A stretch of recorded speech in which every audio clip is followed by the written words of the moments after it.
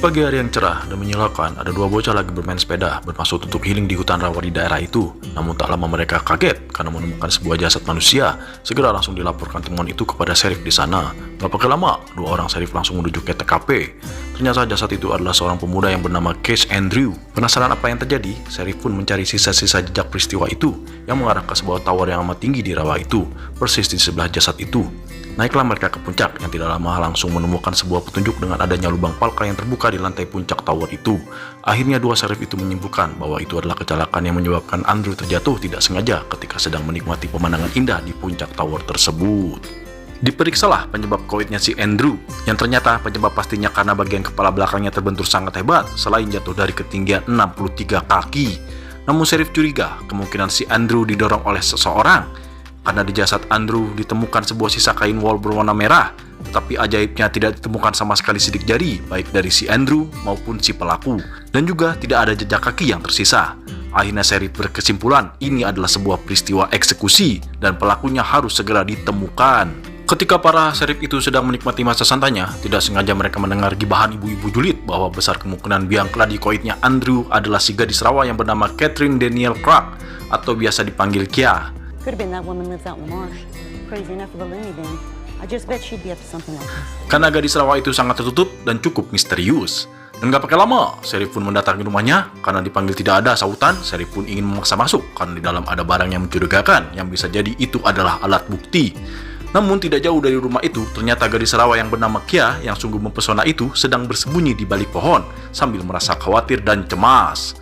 Adegan berganti di sebuah danau yang ada di rawa itu, bersamaan dengan para sheriff dengan boot patrolinya yang sedang menyisir daerah itu dengan maksud mencari Nona Clay. Benar saja, tiba-tiba para sheriff langsung menemukan Nona Clay dan segera memburunya. Akhirnya terjadilah kejar-kejaran di antara mereka, yang menyebabkan tertangkapnya juga Nona Clay.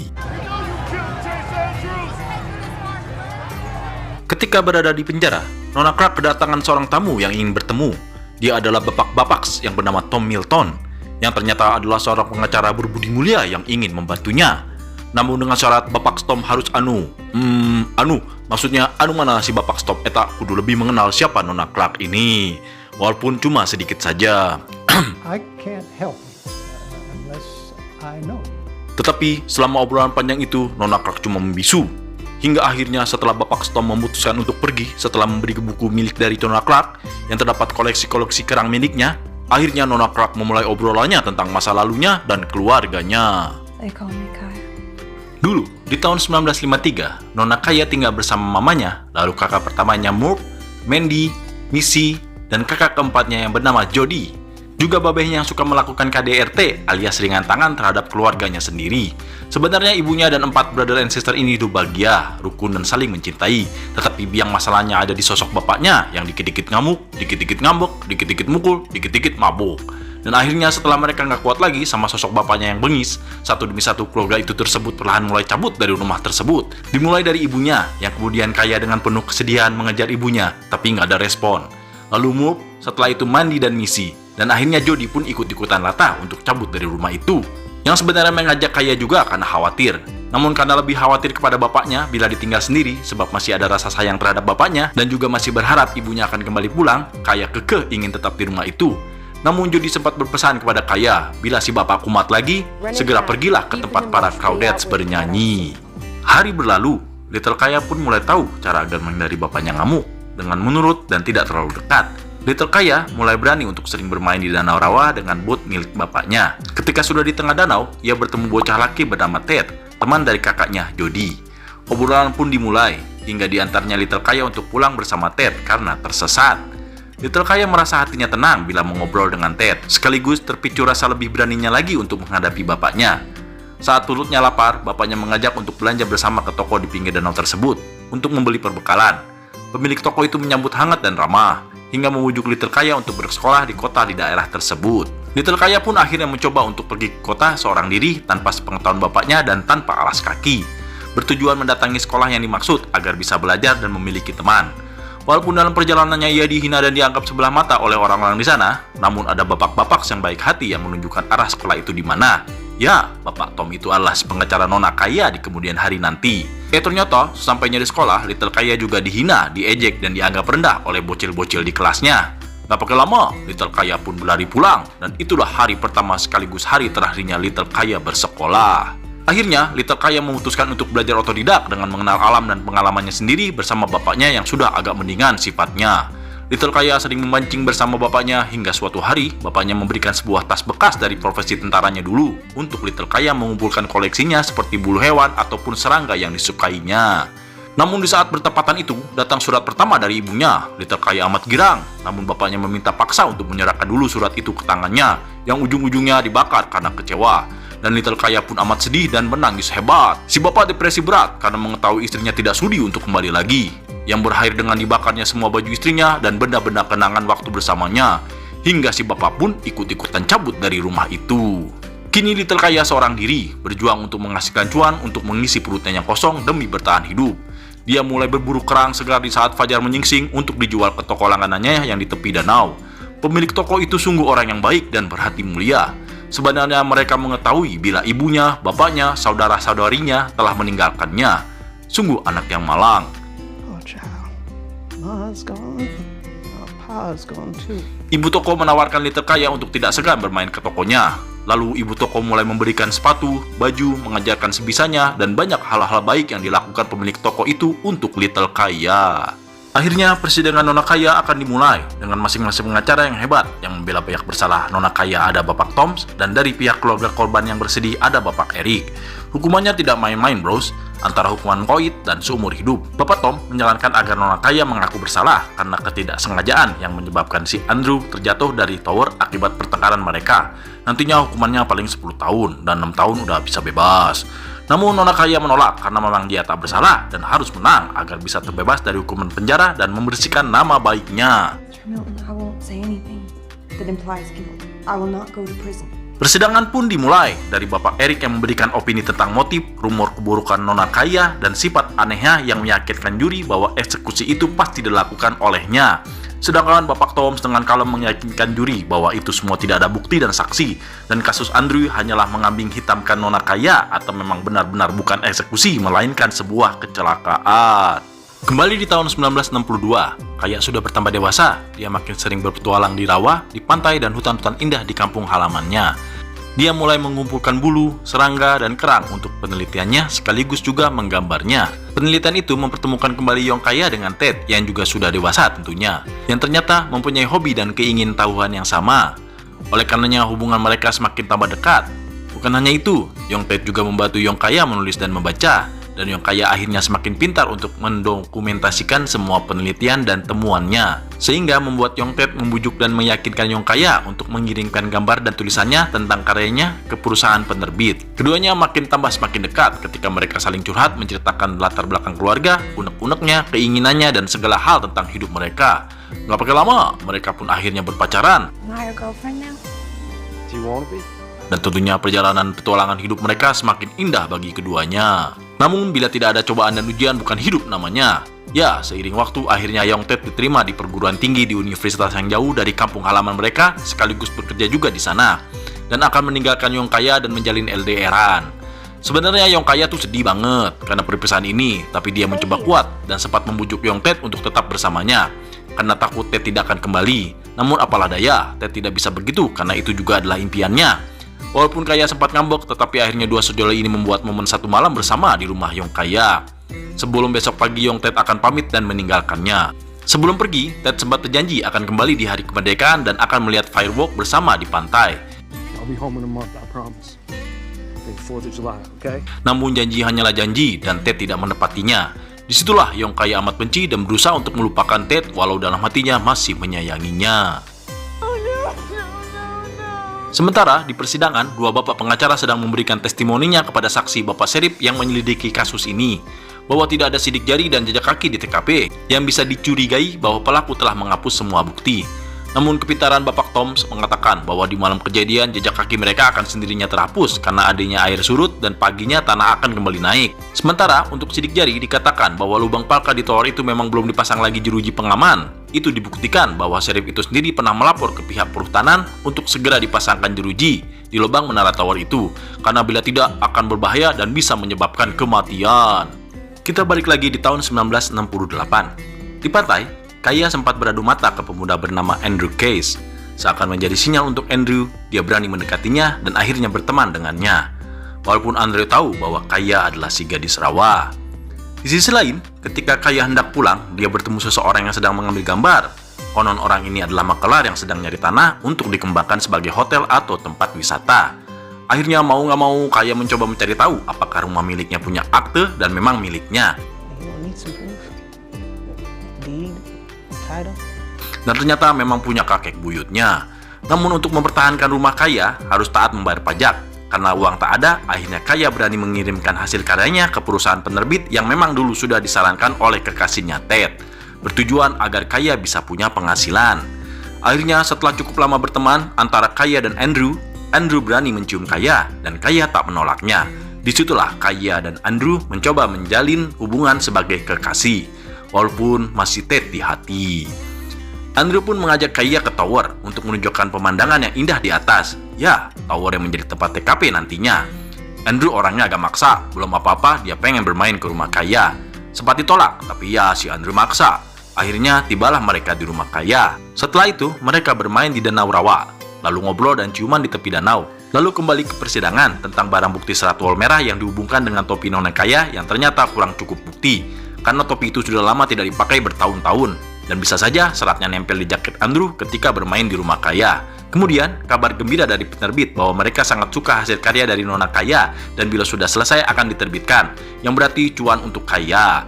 Ini juga bertepatan dengan keberhasilan karir Andrew diangkat sebagai manajer di Western Auto tempat kerjanya. Dan tentunya mereka rayakan bersama keberhasilan ini di pinggir pantai.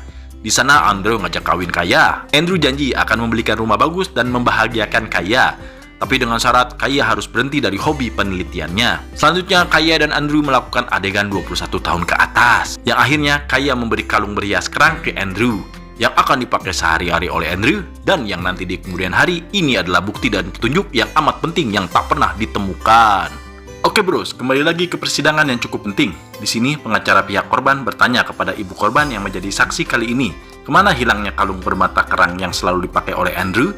Ya, ternyata memang belum ditemukan. Pastinya pelaku mengambil dan menyembunyikan benda itu, dan tuduhan itu tepat sekali diberikan kepada nona Kaya, sebab memang dia pengoleksi kerang dan juga pacar dari Andrew. Walaupun ibunya sangat tak setuju dan menyebutkan Andrew sudah memutuskannya, sehingga motifnya adalah marah hingga membunuh Andrew dan mengambil lagi kalung jelek tersebut. She knew she couldn't have him anymore, so she killed him and took back her Objection. ugly necklace. Padahal jelas pengacara nona Kaya bilang bahwa kalung itu memang tidak pernah ada, walaupun polisi sudah menggeledah menyeluruh rumah nona Kaya. Kemudian ternyata abang Ted sudah pulang dari sekolahnya dan melihat Kaya dan Andrew sedang bermesraan. Ya pasti hancurlah hatinya. Namun secara tak sengaja Ted mendengar Andrew dan temannya membicarakan buruk tentang Kaya. Disitulah Ted amat emosi dan menegurnya jangan merendahkan Kaya, tapi Andrew balik emosi. Terjadilah perkelahian yang langsung dipisah oleh Bapak Jampin pemilik toko. Sebentar bros, apakah kalian melihat topi merah sedang dipakai oleh Ted dan sempat direbut oleh Andrew? Ya, coba kalian pikirkan nanti. Di malam hari, Ted memberanikan diri mengunjungi rumah Kaya yang disambut oleh timpukan batu. Ted terkejut, walaupun Ted tahu dia salah telah meninggalkannya tanpa ada kabar dan janji yang tak ditepati. Namun Ted meyakinkan bahwa Andrew bukanlah orang yang baik, dan Ted berusaha minta maaf mati-matian kepada Kaya dengan merayunya dengan sebuah bulu burung dan alasan dia tak mengabari dirinya. Dengan berurai air mata kepada keduanya, Kaya belum bisa memaafkan Ted. Di pagi hari, Kaya bertemu Andre dan temannya di kota, maksudnya mengabari bahwa ada kabar baik dari pihak penerbit. Namun kabar baik berubah menjadi buruk ketika salah satu temannya adalah tunangannya Andrew. Chase's fiance. Shocklah Kaya, namun buru-buru si Andrew ingin memberi klarifikasi kepada Kaya. Namun caranya beda, yaitu dengan ngamuk-ngamuk gak karuan. Ya, tambah shock lagi lah non Kaya.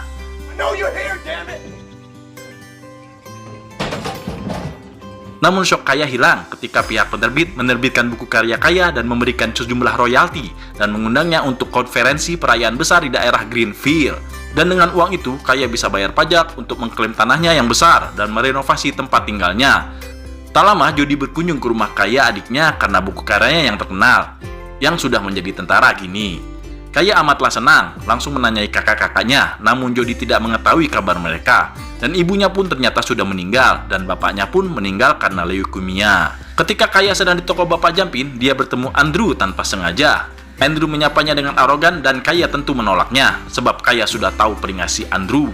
Namun ketika Kaya sedang di pantai mengamati penelitiannya, si Andrew datang menghampiri dengan maksud meminta maaf. Namun Kaya sudah terlanjur kesal dan tak pernah mau kembali lagi ke Andrew. Tiba-tiba, lalu Kaya membabi buta mengajar Andrew. Dan disinilah terucap kata-kata Kaya, "Leave me alone, you bastard. You bother me again, and I kill you." Namun ucapan itu didengar oleh nelayan di sana yang kini menjadi saksi di persidangan Nona Kaya yang sangat mengenal Nona Kaya dan bisa memberatkan tuduhan Nona Kaya. Namun si Andrew memang ngeyel, dia tetap mengganggu Kaya, malahan mengacak-acak rumah Kaya. Itu merupakan teror bagi Kaya. Namun Ted datang menemui Kaya dan berkata, "Ada apa denganmu? Apakah si bajingan Andrew itu memukulmu?" Namun Kaya berkata, "Jangan ikut campur, Ted." Dan Kaya berkata bahwa malam ini dia harus pergi ke Greenfield untuk perayaan dan kelanjutan hasil karyanya nanti. Ted menyuruhnya langsung berangkat dan bila memungkinkan tinggallah seminggu di sana. Biar di sini aku yang urus semuanya, termasuk si Andrew. Dan lucunya, di sini ada lempar-lemparan topi merah, Bruce. Dan siapakah yang memakainya? Di persidangan, Ted, Bapak Jumpin, dan Ibu Jumpin juga kakaknya Jody telah hadir yang datang untuk memberikan Kaya semangat. Di toko Pak Jumpin, Kaya memesan tiket bus untuk kepergiannya ke Greenfield. Dan Pak Jumpin kaget melihat lebam di wajah Kaya dan menanyakan siapa yang berbuat itu. Apakah si Andrew? Kaya hanya berkata, "It's okay, sudah berakhir kok." Pak Jumpin sebenarnya geram dan dia takut si Andrew mengejarnya lagi. Namun Kaya meyakinkan lagi, "It's okay, aku juga nggak akan diam." Namun Pak Jumpin tetap khawatir karena dia sudah menganggap Kaya sebagai anaknya. Di persidangan, Bapak Tom menanyai saksi Ibu Price yang apakah benar dia di tokonya dan lainnya melihat Nona Kaya menaiki bus di jam 9 pagi, meninggalkan Barkley Cove di malam sebelum kejadian. Ya, betul katanya, malah dia tampak cantik dengan dandanannya yang notabene jarang mereka lihat. Lalu Bapak Eric bertanya, apakah tokonya buka jam 1:30 dini hari? Tidak katanya. Aku bertanya karena Bu Price nggak mungkin tahu dan melihat siapa saja yang turun dan naik di dini hari tersebut. Karena bisa saja di dini hari itu Nona Kaya kembali ke Barkley Cove dan kembali lagi di subuh hari ke Greenfield untuk sarapan. Lalu ada saksi Bapak Foster, seorang penerbit senior yang bertemu dan makan malam dengan Nona Kaya beberapa jam di malam kejadian. Ditanya Bapak Toms, dia menjelaskan Nona Kaya ialah orang yang lembut, pemalu, dan berbakat. Dia sangat mengenal alam. Filosofinya yang dia ingat dari Nona Kaya adalah alam juga mempunyai sisi gelap, caranya yang fantastis untuk bertahan hidup untuk melawan segala rintangan. Lalu ditanya Bapak Eric, apakah Nona Kaya menginap di hotel yang sama? Tidak katanya, dia menginap di Hotel Tree Mountain. Mana yang terdekat dari stasiun bus antara hotelmu dan Nona Kaya? Bapak Foster menjawab, Tree Mountain. Di sini Bapak Tom sudah mulai menyerah, takut kalah. Tapi Nona Kaya tidak mau memohon untuk hidupnya. Biarkan juri dan mereka yang memutuskan. Dan juga tidak lupa Nona Kaya mengucapkan terima kasih ke Bapak Tom karena selama ini dia telah baik terhadapnya semenjak kecil hingga sekarang. Dan Nona Kaya tak akan melupakannya. Akhirnya sidang akhir dimulai. Bapak Eric memberikan testimoni kepada juri bahwa sudah terbukti bahwa nelayan mendengar Nona Kaya akan membunuh Andrew dan motif sakit hati karena diputuskan dan bukti fisik yang mengaitkan keduanya dari serat topi wol merahnya dan sudah sepantasnya dia dihukum karenanya. Lalu Bapak Tom dengan testimoninya kepada juri mengatakan, "Aku tinggal di Barkley Cove sepanjang hidupku dan aku sering mendengar kisah hayalan tentang gadis rawa bahwa ia kawanan serigala, mata rantai yang hilang dan matanya yang menyala dalam gelap. Tetapi disinilah dia. Namun nyatanya dia ada anak yang terlantar, yang bertahan hidup di rawa sendirian, dicaci maki dan dijauhi. Hanya Bapak dan Ibu Jumpin yang peduli padanya. Yang lainnya menolak dan mengabaikannya karena berbeda. Sekarang giliran kalian para juri menilainya dengan fakta, bukan dengan rumor. Seperti rumor bahwa dia pada jam 11:30 malam, tanpa ada saksi, dia naik bus dari Greenfield menuju Barkley Cove dengan menyamar, karena supir bus pun tidak mengenalinya. Lalu kurang dari 1 jam, dia melacak Andrew di tengah malam, memikatnya ke tower dan mengeksekusinya, menghilangkan semua bukti fisik, dan entah bagaimana kembali lagi ke Greenfield di jam 2:30 dengan bus. Sekali lagi tanpa seorang saksi. Dan setelah semua itu, dengan tenang dia bertemu dengan penerbitnya di pagi hari. Dan setelah semua itu, apakah juri akan terenyuh dengan fakta atau menilai dengan rumor dan gosip yang konyol? Dan akhirnya keputusan juri yang ditunggu-tunggu telah rampung dan menyatakan bahwa Nona Kaya not guilty of first-degree murder of Mr. Chase Andrews. Nona Kaya tentu senang dan terharu atas keputusan itu berkat pembelaan yang epik dari Bapak Toms yang ikut terharu. Dan hakim pengadilan serta negara meminta maaf kepada Nona Kaya. Lalu Nona Kaya pulang diantar oleh kakaknya Jody dan tidak lupa berterima kasih kepada Bapak Tom. Dan akhirnya Kaya pun memaafkan Ted. Mereka kembali sebagai kekasih yang tak terpisahkan lagi dengan pernikahannya. Will you marry me? Perjalanan hidupnya dilalui mulai dari terbitan buku karyanya yang baru, berkumpulnya semua saudara kaya, lalu berpulangnya Pak Jampin, penelitiannya waktu di masa tuanya, hingga kepulangannya setelah melihat bayangan ibunya di danau rawa dan meninggalkan Ted untuk selamanya.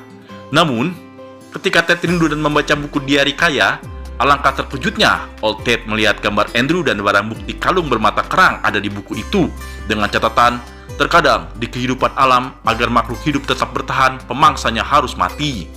Akhirnya Old Ted pun membuang barang bukti kerang itu ke laut agar nama baik dan buku karangan kaya tetap lestari, dan film pun selesai.